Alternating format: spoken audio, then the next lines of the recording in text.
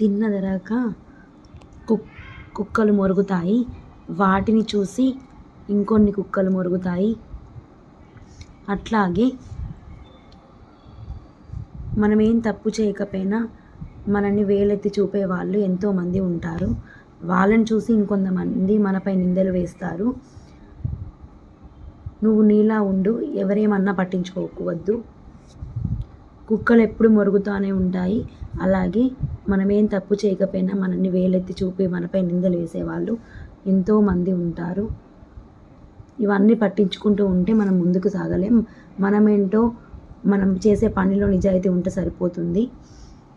అంతా దేవుడే చూసుకుంటాడు.